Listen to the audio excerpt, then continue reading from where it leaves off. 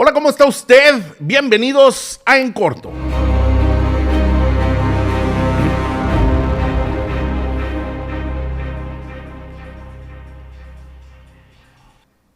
Una vez más, un placer estar en sus hogares. Gracias por acompañarnos en este capítulo número 11, Pedro. ¿Ya llevamos 11? ¿Qué tal? 11. Este es el capítulo 11 y ha tenido muy buena respuesta. Le agradezco mucho a usted que nos ve y le agradezco que nos siga en nuestras redes sociales. Recuerde que me puede encontrar como Pedro Castorena en Facebook, en Instagram y en Twitter, @Pedro Castorena. ¿Y a Jeffrey? A mí en Twitter sería Jeff Media, Jeff, J-E-F-F Media 1. Así es en Twitter. Y en Facebook sería Jeffrey Salcedo TV. Esa sería mi cuenta. Oiga, y también le agradezco mucho que nos vea en nuestras páginas de Viva Voz. Es Facebook, diagonal de Viva Voz Oficial. Y Troya Multimedia. Es Facebook, Troya Multimedia.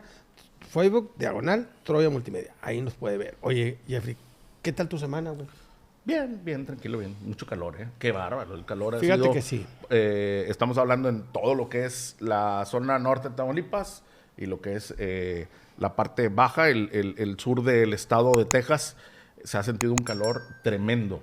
Sí, tremendo. Un calor fuerte y además las posibilidades de lluvia remotas, güey, que vaya, nos gustaría que lloviera, chinga, porque en serio que no tenemos problemas de agua como lo tiene Monterrey, su zona conurbada, pero sí podríamos eventualmente tener esa bronca y la lluvia la estamos esperando todos para que llueva en Monterrey, cabrón, porque de plano, chinga. Para que aligere el problema tan grande que se tiene, porque la verdad la gente de Monterrey lo está pasando muy mal.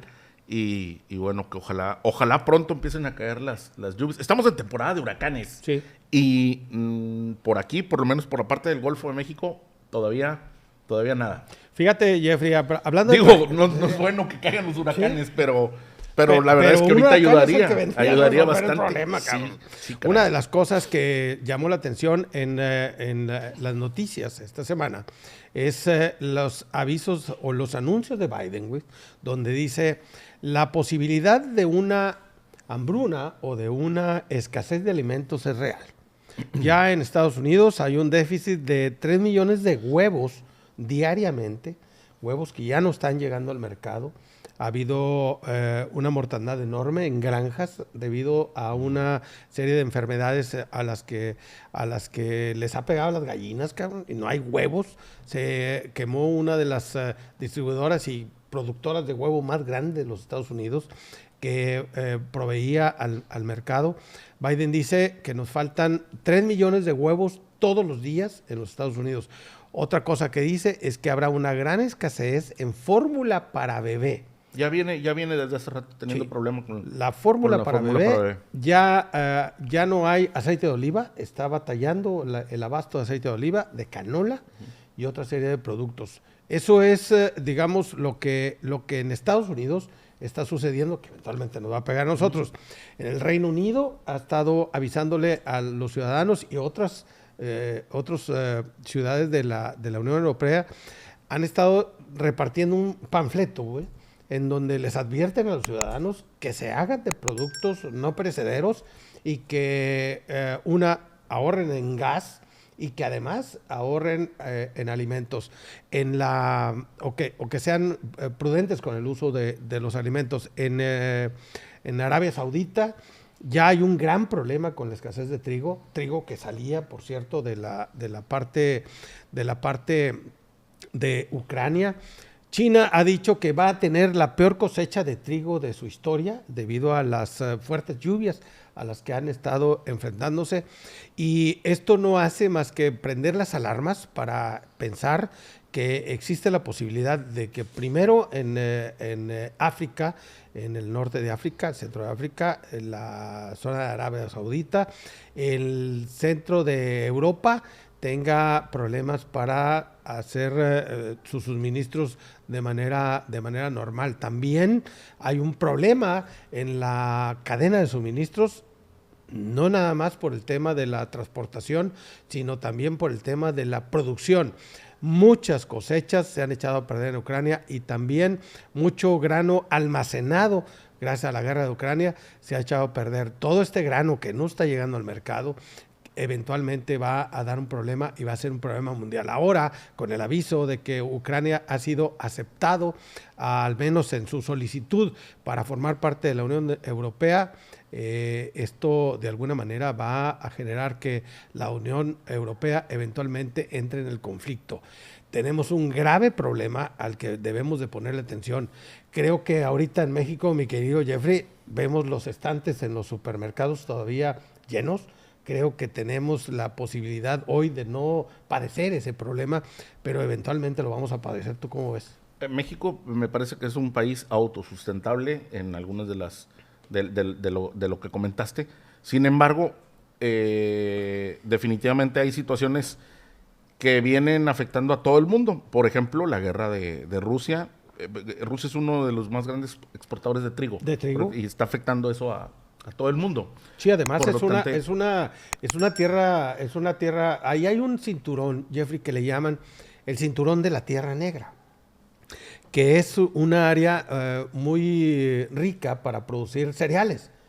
La escasez de los cereales es precisamente porque todas esas cosechas que han estado ahí, una, las está reteniendo Rusia y otra, las de Ucrania no las pueden vender. Y eso está afectando toda la... Monedas de cambio, monedas de guerra.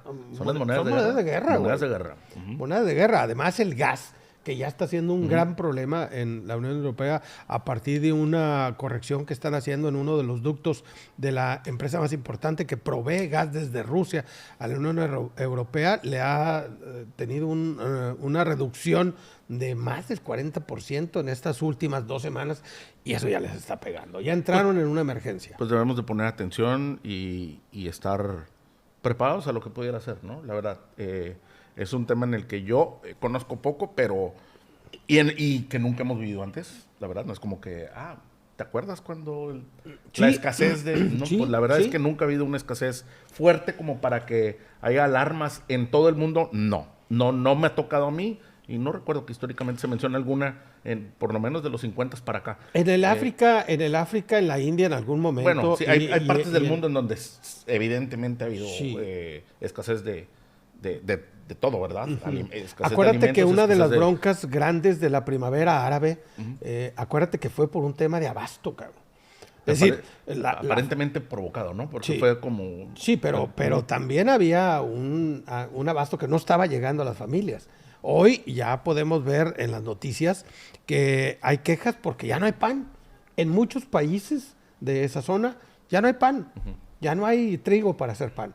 Entonces sí está pegando muy fuerte. Por lo pronto yo creo que usted debe de poner mucha atención en este tipo de noticias y ver cómo avanza el tema para que se proteja y además proteja a los suyos. Claro, hay que estar atentos, ¿no? Para lo que viene. Y bueno, si gustas, cambiamos a un tema un poco más, menos preocupante. Porque creo que es un tema que no dejaría de dormir a más de uno, ¿no? No, de hecho, tan es así, güey. Nosotros no lo estamos viviendo tal vez en este momento, pero tan es así que te lo digo, ya hay una serie de panfletos en Europa donde dicen, hágase de atún, de sardinas, de productos enlatados y no perecederos, de conservas. Bueno, por un lado, el desabasto y por otro, el aumento que tendría la canasta básica y los productos que sí puedan surgir. Sí, a lo mejor hay, pero no se van a poder comprar porque van a estar inalcanzables en sus costos. Sí, está cabrón. Malas noticias, pero una buena noticia es que nos vamos al Mundial, cabrón. Nos vamos al Mundial. Y pero, México con 3 sedes. La primera en el Estadio Azteca, que es la capital del fútbol. La segunda en el Estadio Akron de Guadalajara, que es un estadio hermoso. Y el otro en el Estadio BBVA de Monterrey. Esos van a ser los 3 estadios en donde tendremos las sedes del Mundial de Fútbol y en donde vamos a formar parte de este Mundial entre México, Canadá y Estados Unidos. Sí, y tenemos algo primero a la vuelta de la esquina, que me gustaría y creo que es el tema un poquito, y para hablar acerca del Mundial. Obviamente estamos hablando del Mundial de 2026, pero esta semana se dio a conocer temas muy importantes referente a qué sí y qué no podrán hacer los visitantes al Mundial de Qatar. Eso es bien interesante. Güey. Porque, es cierto, obviamente... oye, que no puedes andar con los brazos descubiertos, que no puedes andar... Ni de las rodillas para abajo también. En lugares públicos. En lugares públicos, está cabrón, ¿no? Está difícil. Me traje por aquí nomás para que no se me pase algunos de los datos. Pero sí, comentas lo de los asistentes, los visitantes al Mundial de Qatar. No puedes andar en shorts, güey. Deberán de tener cubiertos los hombros y tener cubiertas hasta las rodillas en lugares públicos. Nada de chorcitos cortitos, ni de andar... Faldita nalguera y le chingada. Bikinis No, señor. Que es común. No se podrá... Sí, pero ¿sabes por qué también es muy... Por el tipo de turista que es el latino, ¿no? Sí. ¿Sí me explico? Somos muy fiesteros, hacemos desmadre. La verdad, tenemos un ambiente brutal. Sí. Y hablando, me refiero a todas las culturas latinas, ¿no? Pero los mexicanos, no se diga, también tenemos la mala fama a veces de sobrepasarnos en algunos festejos, ¿no? Orinamos en las antorchas. Terriblemente mal, pero sí, en Francia. Eso fue en Francia, cabrón. No se podrá gritar en la calle o comportarse de manera irrespetuosa. Y ahorita les voy a dar un ejemplo de lo que puede sucederte en Qatar, que es parte de los Emiratos Árabes Unidos. Sí. No se permitirá consumir bebidas alcohólicas en espacios públicos ni manejar borracho. Eso se entiende. Los turistas no entrarán a Qatar con alcohol. Nada de que mi botellita de tequila. No hay alcohol. No, sí, pero tienes que comprarlo ahí. No puedes llevarlo. Tampoco vas a poder llevar libros religiosos, ni tampoco podrás llevar pornografía. Ahorita la pornografía se maneja de manera diferente a como era en el pasado, pero aguas también con tener pornografía en tus teléfonos. ¿Ah, sí? O sea, te van a revisar el teléfono, cabrón. Digo, si fueras detenido o alguna cosa, pero con la mano en la cintura. Ahorita voy a explicar un poquito acerca de los derechos humanos en Emiratos Árabes Unidos. Mientras te platico que si no estás casado, no se va a permitir muestras de afecto, sin importar, porque se mencionó hace meses que, los homosexuales no podrían tener muestras de afecto en público.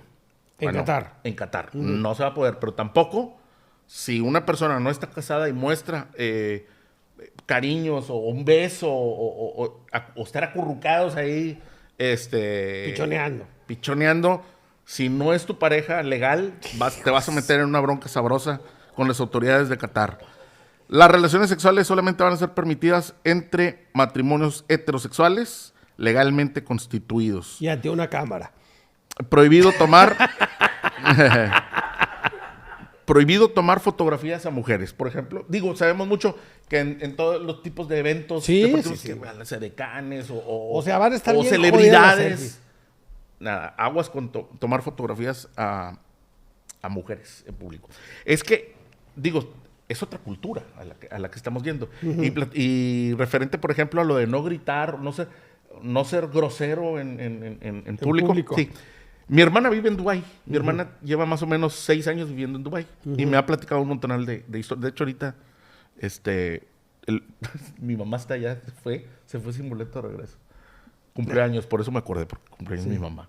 Pues desde aquí la felicitamos hasta allá, hasta Dubái, que seguramente va a ver el podcast. Nos va a ver, claro, nos va a ver cumpleaños, así que felicidades, mami. Muchas felicidades. Me platica mucho mi hermana y mi cuñado referente a cómo te trata la policía en Dubái. Y hace poco, aquí me platicó una anécdota. Una vecina andaba corriendo en la calle, corriendo normal, y un jardinero que estaba haciendo su labor le chifló. O lo como usted quiera. Le chifló a la persona, a la chava que iba corriendo, porque era una chava. Y le cortaron la lengua, supe. No, pero llega la muchacha, habla a la policía y le dice que le chiflaron en la calle. A los minutos llega la policía. En un Ferrari. Sí, traen Ferraris y Lamborghinis. Sí, llega la policía con todos los jardineros del área, todas las personas que estaban trabajando en la jardinería en el área. Vamos a decir que una docena de jardineros o por ahí, para que lo identifique cuál es No, pues ya es fulanito el que estaba cerca de ella. Ah, muy bien. Todos los jardineros llegaron bien cacheteados para empezar. Bien cacheteados. Sí. Entonces la policía le dice, bueno, fulano se lo lleva a la... bueno, ¿es fulano? Sí, bueno, pídele perdón a la señorita. A la señorita, sí. Le pide perdón. Lo suben a la patrulla porque se va arrestado. Y al resto de los jardineros, todos le tenían que pedir perdón también a la señorita. A la señorita. Claro. Y todos le pidieron perdón. Y listo. Eso fue en el caso de un chiflido, ¿verdad? Eso es un ejemplo. Bueno, era una mujer. A lo que voy es... No, me refiero a lo que... El tema es la parte cultural, ¿no? Sí. Derechos humanos en Emiratos Árabes Unidos, la verdad, están bastante atrasaditos, ¿eh? La autoridad tiene un montón de autoridad. Las cachetadas son permitidas. Lo de la llamada permitida para ver quién es, olvídense muchísimo de eso. Primero te van a sacar todo lo que puedan sacarte de lo que ellos quieran saber y después te van a permitir que le hables a alguien. Sí nos vamos a topar con un contraste en ese aspecto bastante fuerte a lo que estamos acostumbrados en América Latina, ¿no? A lo que estamos acostumbrados en México. Te voy a poner otro ejemplo. Otra cosa que la gente dice, ¿cómo es posible? Si, por ejemplo, en Dubái casi no hay perros. Es muy raro que veas un perro. No hay perros. Usualmente quien tiene un perro, obviamente lo tiene en su casa. Para que tengas un perro, el perro tiene que tener todas las vacunas. Tienes que tener las vacunas actualizadas. Nada de que le puse la de la rabia o lo desparasité hace 5 años. No. Tiene que estar actualizadas sus vacunas, tiene que tener un chip, tiene que estar registrado ante la autoridad para que sepamos que es tu perro. Hay muchas razas de perros que están prohibidas estar en Dubái. Por ejemplo, razas de perros. Hay razas de perros que no pueden estar en Dubái. Un ejemplo es un pitbull, no está permitido. ¿Por qué? No lo sé. Pero no hay razas de perros que no están permitidas que estén en Dubái. Hay gatos, sí hay gatos. Por ejemplo, los gatos callejeros. ¿Qué onda con los gatos callejeros en Dubái? Y eso también me lo platica mi familia. A los gatos callejeros no les puedes hacer nada. De hecho, a ningún animal callejero puedes hacerle algo. Y voy a decir animal callejero, animal que tú creas que está abandonado. Por ejemplo, un camello en el desierto. Tú a lo mejor crees que está abandonado, a lo mejor porque lleva rato ahí.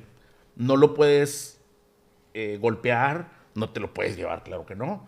Si lo atropellas, estás metido en un problemón.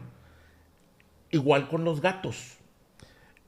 Al gato no lo puedes molestar. Por ejemplo, si en tu lugar de trabajo hay un gato en la bodega o hay un gato que anda por ahí y ahí vive el gato, tú no puedes correr al gato o quitar o que una gatita tenga sus gatitos y tú digas, pues les voy a quitar de aquí porque me hacen mugrero. No puedes hacer eso. Ni llevártelo a tu casa. Bueno, tampoco, pero para empezar, ¿por qué no lo puedes hacer? Porque el gato que según tú es callejero, el gato le pertenece al rey. Es parte de los animalitos del rey y tienen derechos. Y te metes en un problemón. Ya no digo si lo maltratas o si lo atropellas o le pegas o algo, ¿verdad? Te metes en un problemón. Tus cabrones ya están maullando, güey. Voy a Dubái a maullar. Soy el rey. Miau. Soy gatita del rey. Sí, entonces, digo, son detalles que uno no sabe, pero, sí, pero es la realidad. Güey, es la realidad. Sí, entonces, habrá que seguir bastante de cerca las reglas que vamos a estar conociendo referente a lo que los visitantes podrán o no podrán hacer en el Mundial de Qatar, porque la verdad es que sí va a ser un Mundial como nunca antes hemos visto. Por lo menos para los visitantes, como nunca antes hemos visto. Podemos hablar, por ejemplo, acerca de los derechos de los trabajadores que han estado construyendo los estadios en Qatar para el Mundial. Bueno, hay historias obscuras, hay historias de terror referente a Lo que pasa es que no hay derechos laborales, no existen. Como tampoco, por ejemplo, Sí, no hay nada de... Por ejemplo, si tú fueras albañil en Emiratos Árabes Unidos, o sea, llegas así como llegas, ponte a trabajar, qué casco, guante, o... no existe. O sea, ponte a jalar. Si tú traes, qué bueno. Y a lo mejor hasta te dicen, no, para que seas más rápido, quítate los guantecitos o no sé.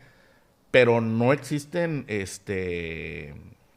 no existen pueden ser como derechos laborales. Sí, no existen. No, y la tasa de mortalidad, que sería muy buena que echarle un ojo, o usted la busque por ahí, si no lo comentamos en el siguiente programa, la tasa de mortalidad de los albañiles encargados de la construcción de los estadios en Qatar es altísima, altísima. Sí, pues no ha muerto un montonal de gente, uh-huh. un montonal de gente. Y es así como, bueno, pobrecito, ¡pum! Tráete otro, porque hay que seguir, porque esto no se puede detener. Sí. Yo ya platiqué acerca de los derechos de los gatos. Sí. Ya platiqué un poco acerca de los derechos laborales del albañil para que veamos y es que la mayor parte de los empleados no son de ahí. Son empleados de otros países que están en problemados y que emigran para encontrar un lugar de trabajo. Uh-huh. Tú llegas, si sabes a lo que vas, está bien, ¿verdad? Pero hay mucha gente que viaja engañada. Historias, no sé si han escuchado ustedes, pero se han escuchado las historias de trabajos en Dubái o gente, sí. Bien, por lo menos, y ya no hablando acerca de la prostitución y todo eso, que también, la trata de blancas, que es muy parecida, pero en la construcción hay muchas ofertas de trabajo, la gente viaja de Hungría, de otros países de África, donde no hay trabajo, viajan, te contratan y lo primero que hacen es quitarte el pasaporte. Uh-huh. Ya no puedes salir. Entonces, es una manera de esclavizarte legalmente muy tremenda. Y además te confinan a una área en donde tampoco te puedes mover. Es un área donde y es del trabajo. Y es del trabajo. Al lugar en donde duermas. Sí. Con quien te vaya a tocar en grupo o con... ¿Sí me explico? Sí. Porque repetimos, hay historias de terror referente a este tipo de trabajos que todavía pudiéramos hablar, que es una esclavitud moderna, la que se vive en algunos países, sobre todo en el Medio Oriente, y me parece que esto también se vive mucho en Corea, uh-huh. en China, lugares en donde se explota a la gente de manera tremenda todavía, ¿verdad? Estamos hablando del Mundial en Qatar. Del Mundial en Qatar, al que le vamos a estar dando seguimiento en este programa. Hablamos acerca del Mundial Qatar y nos quedaba un poco acerca sí, se dio a conocer de este Mundial en el que Estados Unidos y Canadá, tripartita, en donde México, Estados Unidos y Canadá se unen para... Si no vaya usted a pensar que el Mundial lo quería Estados Unidos y no tenía la fuerza para poder quedarse con él, y entonces tuvo que hacer por ahí un acuerdo con Canadá y México para que los tres juntos sí tuvieran la fuerza y sí les dieran el Mundial. No vaya usted a pensar eso. Pero sí piénselo, porque en la realidad Estados Unidos nos da una migaja de juegos. Van a ser 10 juegos en total, los que vamos a tener, como decía Pedro, en el Akron, en el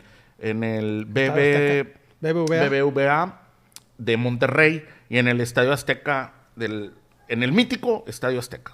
Respetos para el Estadio Azteca. Uh-huh. Y Canadá, que va a tener en 2 sedes también 10 partidos. Estados Unidos va a tener 60. Qué diferencia, sí. ¿No? Va a ser el primer mundial en donde se van a tener 48 selecciones. Es la primera vez que... O sea que ahí sí la FIFA 48 selecciones. La FIFA dijo... Jueguen todos, güey. Pues que todo el mundo venga a ver su selección. Sí. O sea, realmente ya va a estar todo el mundo. Ya las eliminatorias... No sé cómo van a ser las eliminatorias, pero la verdad es que van a... ¿Cuánto va a durar ese mundial? Yo creo que un chingo. Va a haber juegos... Está a morir. Yo pienso que va a bajar la calidad del no deportivo, como siempre, o desafortunadamente la FIFA pensando más en lo económico que en lo deportivo. Vamos a ver qué resulta de este experimento de los 3 países, y que ya lo hemos vivido con el Corea-Japón del 2002. A mí, en lo personal, no me gusta que se organice entre 3 países. No me gusta, de hecho, que se organice entre varios países. Me gusta mucho más cuando un solo país se abre ante el mundo, te muestra quién es, Y terminas conociendo a través de las transmisiones, de los juegos, de los comentaristas, de los analistas, de todos los equipos que viajan y te traen, o si tú viajas, pues mayormente, ¿verdad? Pero terminas conociendo mucho más acerca de la nación y aparte es un reto para la nación el poderse mostrar ante esa cantidad de visitantes y ante todos los ojos del mundo como te lo da un mundial como espectáculo top, ¿no? Bueno, en este caso van a ser los 3, pero yo creo, la verdad, que sí fue bastante aguado la forma en la que se hizo el anuncio. Por lo menos, no la forma en la que se anunció, pero la forma en la que creo que reaccionamos ante el anuncio. Fue como que, mundial, pero 10 partidos en 3 ciudades. Pues somos como un submundial, estamos como subcontratados para llevar a cabo el mundial, ¿no? Sí. Y luego por ahí no vaya a ser que nos vaya a tocar un Lituania contra Guatemala, una cosa que digo que a México le va a valer un pepino ver, la verdad. Una final no nos toca. No, nada más va a ser México nada más es en la primera fase y Canadá también. Todo el champán, todo va a ser en Estados Unidos. Toda la carnita, güey. Todo va a ser en Estados Unidos. Por eso te repito, es una jugada de baba de perico lo que nos están haciendo, es la verdad. O sea, tenemos mundial sin mundial. Pues es un mundial, pero vamos a estar muy al pendiente de lo que pasa en Qatar. Mira, Pedro, discúlpame. Yo me acuerdo mucho cuando se anunció el mundial, yo estaba chiquito, pero cuando se anuncia el mundial México 86, me acuerdo bastante que en Reynosa vivimos el anuncio. Lo que pasa es que el 86 se dio porque, quiero acordarme, me parece que era Colombia. Quiero acordarme, pero me parece que era Colombia le tocaba. No me quiero equivocar. Pero a otro país le tocaba. Por alguna razón no se puede llevar a cabo, no puede con la organización. Y entonces Joao Havelange, que era el presidente de la FIFA, le da el mundial a México. En ese entonces México pesaba mucho en la FIFA todavía. La verdad es que Televisa tenía un peso bastante fuerte por el nivel de empresa que era en los 80s. Y logró, con sus relaciones públicas, con su peso, con su diplomacia ejecutiva, lograron que México, la verdad es que es un mundial que entre el gobierno de México y Televisa lograron traer a México en el 86. Cuando Joao Havelange anuncia que México va a hacer, a raíz de que el otro país no puede. Se festejó en grande. Se festejó, era una fiesta. Yo me acuerdo todavía, había estudiantes salieron a las calles, se hicieron en carros festejando con la bandera de México. Yo me acuerdo que haber visto pasar por mi casa estudiantes de la Valle del Bravo en un carretón era un carretón de basura, pero aparte venían varios carros. Los chavos vestidos con sombreros, disfrazados, con pelotas de fútbol, con las banderas, obviamente, festejando que el mundial lo íbamos a tener en nuestra casa en México. Era una algarabía como, la verdad, como no lo vi ahora. No. Como no lo vi ahora. Ni con el anuncio, ni nada. No, nadie. No. Por cierto, Rayados fue campeón en el 86. En un mini torneo. Sí, hay un torneo. Hubo 2, sí. Sí, pero hay un torneo muy corto porque pues teníamos... Los grandiosos teníamos la responsabilidad de la Copa del Mundo, que era muy fuerte, ¿no? Bueno, y al final, el 86, pues fue un mundial histórico. Histórico. Te mencionaba hace ratito el Azteca, ¿verdad? De todos los estadios que se anunciaron, incluidas las 16 sedes de Estados Unidos, ninguna sede es como el Estadio Azteca. Te lo comentaba el otro día y lo repito, si Pelé es el dios del fútbol y Maradona para muchos es un dios, para algunos es un santo de esta religión llamada fútbol, el Estadio Azteca es un templo del fútbol, es un templo en donde se celebra. Fútbol. Exactamente. El Vaticano del fútbol sería el Estadio Azteca, en donde es el único estadio en donde vimos campeón a el rey y dios Pelé, y lo vimos en su máximo esplendor. Sí. Quiero hasta llorar. Y es en donde vimos en su máximo esplendor. Dale un pañuelito Vimos en su máximo esplendor a Maradona. Que muchos dirán, el gol con la mano, que fue una trampa. Pero el gol que le hizo a los ingleses, que toma el balón desde antes de la media cancha y va, ese gol, es que en lo deportivo era una cosa y en lo social era otra cosa. Recuerda, cuando se da el partido que resulta el partido en semifinales de Inglaterra contra Argentina. Estaba muy fresco el tema, estaba en esos países de la guerra por las Islas Malvinas. Por lo tanto, era un encuentro de alto, no riesgo, pero era un encuentro que representaba las dos naciones en conflicto. Sí, en el que estaba mucho en juego, mucho en juego. Y el que un soldado general, que de ahí sale como el máximo general de esa armada, como Maradona, haga esa jugada épica y legendaria de tomar el balón antes de la mitad de la cancha y se lleva casi a todo el equipo inglés y hace un golazo. La verdad, es algo que trasciende, y hasta el día de hoy hablamos de él, que se vio en el césped del templo de lo que es el Estadio Azteca. Por eso te decía, ningún épico el Estadio Azteca, sí. No, y además, ¿cuántas personas caben, cabrón? En aquel entonces, en el 86, cabían más de 100,000 personas. Se han hecho adecuaciones que le han restado capacidad. Me parece que el último dato rondaba en los 87. Pero de hecho, de todos los estadios para el Mundial del 2026, es el estadio número 1 con capacidad. De todos los estadios, incluidos los de Estados Unidos. Y sin duda alguna lo vamos a llenar. Y me parece que rondaba en los 87,000 personas. Sí, se va a ir, a menos de que sea un Lituania contra el aún así, Salvador fiebre, sé, pero no nos vayan a encasquetar. La fiebre del mundial nos pega, pero yo sé, güey, pero si nos toca no sé, güey, ¿qué quieres, güey? No sé, güey, Nicaragua. No sé, a ver, recordando que van a hacer. Sí, güey, pero si nos van a poner una República Dominicana contra ¿quién?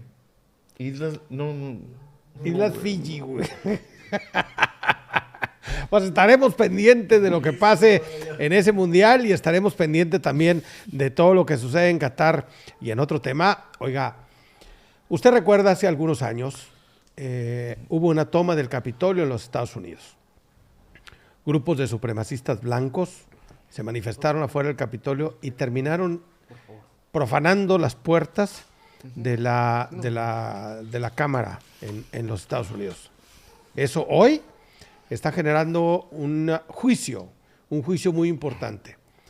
¿Qué opinas tú de ese juicio? Y más que juicio... Vamos a la tercera audiencia. No. Se acaba de terminar la cuarta. Acaba de ser la cuarta audiencia. Y la audiencia se llama... Es la audiencia del 6 de enero, ¿verdad? Porque fue en el 6 de enero. Y esta audiencia está llevada a cabo por la Comisión Selecta de los Representantes de la Cámara.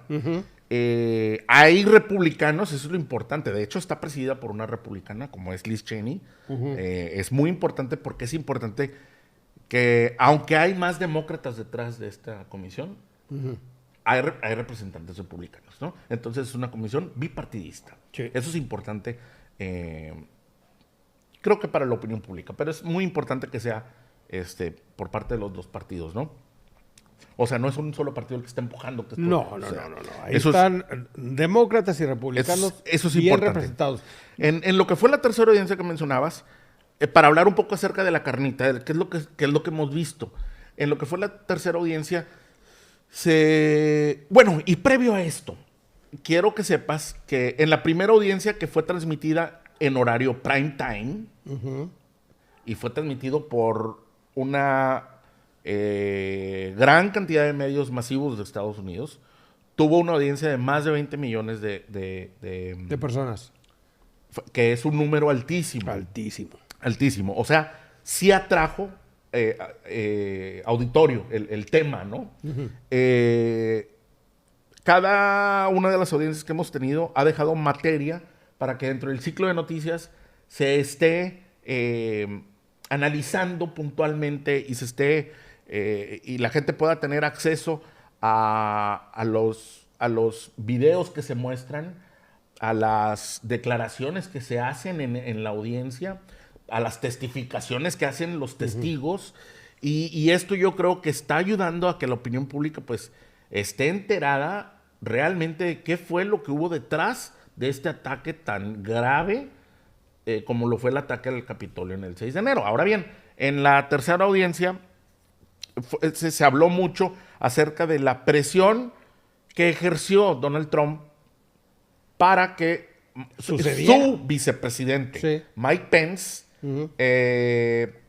terminara no dando la... en un acto que es más simbólico que técnico, la verdad, es más simbólico que técnico, que no lo completara para que Joe Biden no fuera declarado presidente de Estados Unidos. ¿Sí? Entonces se habló acerca de toda esta presión terrible, porque, digo, lo hemos venido sabiendo, pero ahora se tiene testimonio y se tiene fundamento de que a Mike Pence, como se vio en los videos, si usted lo vio en vivo, el ataque, si no lo ha visto en las repeticiones, pues esta horda de... supremacistas blancos, dilo como es, güey. Esta horda de delincuentes que atacó el Capitolio pedía el que se colgara en público, o sea, se le pusiera en la horca en público al vicepresidente Mike Pence. Lo buscaron adentro del Capitolio, no lo encontraron. Hay imágenes ahora, de hecho hay una fotografía que creo que circuló mucho, pero creo que va a quedar para la historia. Una fotografía en donde está Mike Pence en la parte en donde lo resguardó su equipo de seguridad, y donde está con su hija, y Mike Pence está viendo su teléfono celular, en donde Donald Trump está dando un discurso de presión para que Mike Pence diera la cara. Digo, o sea, su jefe. Es algo tremendo. De hecho, también se da a conocer en donde a la hora de salir ya del Capitolio, Mike Pence le toca abordar su vehículo, ¿verdad? Y está con su jefe de seguridad. Y Mike Pence, pues preocupado, desconfía de su... El jefe de seguridad es un agente del servicio encubierto, del servicio secreto. Estamos hablando de gente muy preparada. Mike Pence desconfía de él y de hecho le llama por su nombre y le dice algo así como: no seas tú, o no hagas caso a lo que te hayan dicho, o sé que no eres tú el que haría esto, pero le hace ver que desconfía de él y no se sube al carro. Y se fue de manera diferente a donde tenía que viajar. Desconfió de su aparato de guardaespaldas. Que depende del presidente, ese equipo de seguridad. Sí, entonces, qué terrible. Hay muchas cosas que no se saben, que apenas están dando a conocer. Eso sucedió en la tercera audiencia. En la cuarta, que fue esta semana, se centró un poquito más en cómo otra vez Donald Trump ejerció presión, pero ahora en los estados. En los estados de Estados Unidos, sí, ejerció presión para que continuara ese movimiento. Lo que pasa es de que él los empieza a presionar para que desconozcan o llamen que se corrompió al órgano electoral. Al órgano electoral, correcto. Sí. Entonces, 3 personas testificaron para fundamentar, dieron el testimonio. 3 personas que lo que se me hace importante a mí es que son 3 funcionarios republicanos los que dieron este testimonio.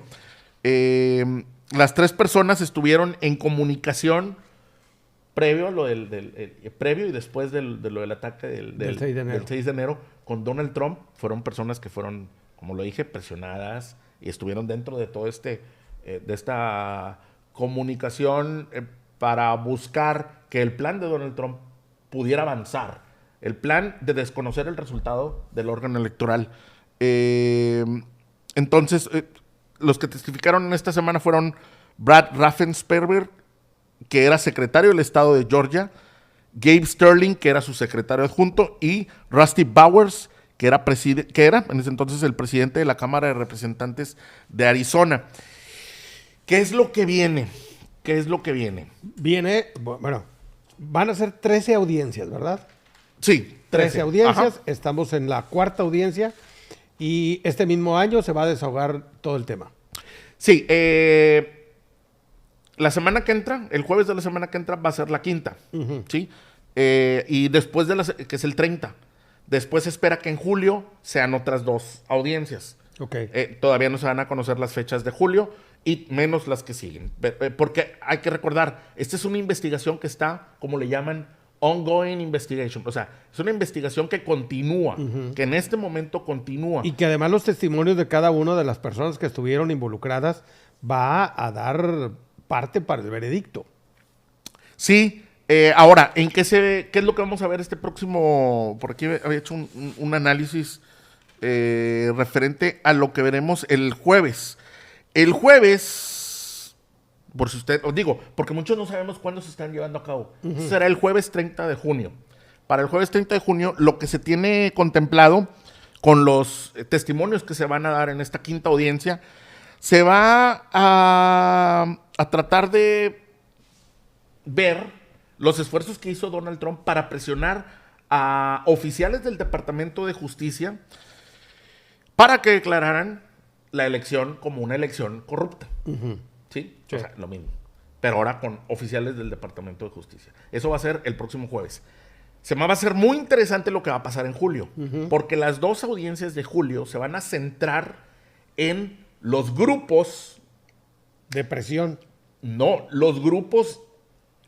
Bueno, de presión, pero ya los grupos de la extrema ultraderecha de los estadounidenses que participaron en el ataque al Capitolio. Y cuál es la relación que tuvieron estos grupos con Donald Trump o con la gente cercana a Donald Trump.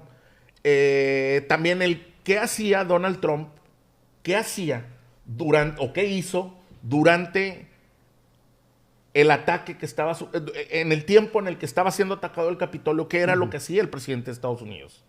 ¿Sí? Entonces, la audiencia 6ª y 7ª se van a centrar tanto en qué hizo el presidente de Estados Unidos y qué relación tiene el aparato de Donald Trump con los grupos de ultraderecha. Y seguramente dentro de estos grupos se va, bueno, por supuesto que se va a mencionar a los Proud Boys, que son dirigidos por Enrique Tiero.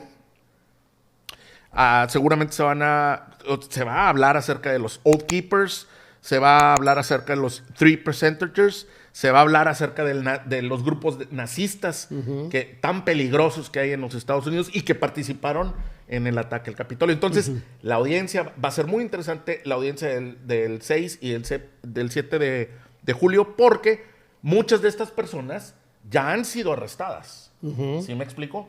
Y muchas están bajo fianza, güey. Muchos están bajo fianza y muchos otros no han sido arrestados, pero sí han sido investigados. Y se va a dar a conocer qué es lo que tiene la autoridad atrás de esto. Entonces, van a ser audiencias muy buenas. ¿Sabes otra cosa que se nos está pasando?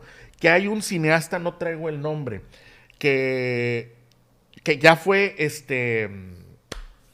requerido por esta comisión para que rinda su testimonio. Este cineasta es bien interesante. Este cineasta grabó los últimos 3 meses. No entiendo muy bien de qué manera se le contrató, porque el otro día me hicieron unas preguntas que no supe contestar referente a cómo es que este cineasta es europeo. Grabó los últimos 3 meses de la vida de la familia Trump en la Casa Blanca. Oye, es cierto, es un documental que nunca salió, ¿verdad? Va a salir apenas. Okay. Tuvo todo el acceso con sus cámaras a el día a día de Donald Trump, de su hija, de sus 2 hijos, de sus nueras, dentro de la Casa Blanca. Y por supuesto que él no sabía que le iba a tocar vivir lo del 6 el ataque del 6 de enero. Por lo tanto, pues eso para él le resultó sorprendente como a todos nosotros, quizá, ¿verdad? Bien, a este cineasta se le requirió, tuvo que entregar el material fílmico, horas y horas y horas de grabación, de entrevistas que tuvo con Donald Trump y con los familiares de Donald Trump y con la gente en la Casa Blanca, pero aunque él estaba muy enfocado acerca de la vida de los Trump, en los últimos días de los Trump en la Casa Blanca. Él ya tuvo que entregar el material fílmico. Creo que de ahí surge algún detalle porque él ya tenía firmado para no sé si vaya a ser para Netflix pero él tenía ya firmado para una empresa de este tipo para soltar su documental que se llama Unprecedented. Y que de hecho ya salió el primer teaser y está brutal porque el teaser son 30 segundos de Donald Trump cuando se está acomodando para una entrevista y nada más puedes ver al Donald Trump, me refiero en cuerpo y persona, preparándose para una entrevista y lo que te hace saber es, tengo todo este material del presidente y de su familia. Sí. Y es lo que vamos a mostrar en el documental. Bien, pues su edición como documental va a salir próximamente. Pero la autoridad tiene todo el material en RAW, todo el material en greña, como se le llama, en el material sin editar. Sí. Lo que no sale también lo tiene la autoridad. ¿Qué no es lo que viene ahí? Sí, cómo no. ¿Qué es lo que viene ahí? Y yo creo que ese va a ser un punto de quiebre muy probablemente en la forma en la que... Porque una cosa es que el testigo diga y otros... Pero probablemente pudiera... No quiero especular. Pero si es que fuera él parte de lo que sucedió en el 6 de enero, y si está en video alguna declaración o algún... Digo, aparte es bien cínico, ya ha hecho alguna expresión. Pero algo más... Y se tuviera... pudiera resultar material que dañe enormemente lo ya dañado que tiene actualmente Donald Trump, su imagen, con lo que está resultando en estas audiencias del 6 de enero, que yo le recomendaría a usted mucho que las pudiera seguir. ¿Por qué es importante darle seguimiento a todo esto que está pasando en los Estados Unidos relacionado con el 6 de enero? Es importante porque una de lo que puede surgir de ahí es la inhabilitación para Trump de participar en política o en algunos casos hasta cargos penales, ¿no? Pues es que, acuérdate. Porque todo lo está... Él es el centro de las audiencias. Lo que pasa es que tenemos que recordar algo que es muy importante. Lo que se quiso hacer el 6 de enero en el Capitolio fue un autogolpe por parte del presidente que estaba en poderes. El autogolpe lo trató de llevar a cabo. El autogolpe lo quiso llevar para poder permanecer en el poder. El autogolpe lo quiso llevar para poder permanecer en el poder, pero también para poder fundamentar él la narrativa de el por qué él tenía que quedarse en el poder y así sus seguidores pudieran tener esos puntos dentro de la narrativa y poder replicarlos y entonces poder excusar, pero no es poder darle validez al autogolpe. Esta es la forma en la que los fascistas, es la verdad, es la forma en la que los fascistas llegan al poder, ¿sí? Los autoritarios llegan y se quedan en el poder. Esta es la forma en la que lo hacen. Lo estábamos viendo en vivo el día del ataque al 6 de enero. Estábamos viendo cómo el presidente en turno de los Estados Unidos alentó el autogolpe. No sabemos si esta fue parte de la organización. Que ese es el tema. Si fue parte si movió los hilos detrás de estos grupos. Y si movió los hilos, va a salir en este juicio y sin duda alguna tendrá consecuencias. Lo que pasa es que los dictadores buscan justificar sus acciones. ¿Sí? Entonces, una cosa era que lo del Capitolio se diera a cabo, pero se estaba también, como lo decía, fundamentando esta narrativa para que los seguidores justificaran las acciones y dijeran, se tiene que caer en el poder. Y sí, se ¿Sí tiene me que caer en el explico? poder Se tiene que caer en el porque poder. América está en riesgo. Mi querido Jeffrey, ¿algo más? No, hombre, nada más. Te agradezco mucho que hayas estado con nosotros, Tú, padre, tú, que padre. hayas compartido conmigo este espacio. Tú, padre. Y va a estar muy padre los próximos segmentos a raíz de que vaya... Sí, aumentando vamos a estar tocando este tema sin duda alguna, Sí. porque usted tiene que estar enterado. Jeffrey, muchas gracias. No, hombre, gracias, Pedro. Nos vemos. Gracias la a semana Oscar que entra. González en la producción, a Michelle Méndez en la coproducción, Andy González en el audio. Gracias a usted que nos ve.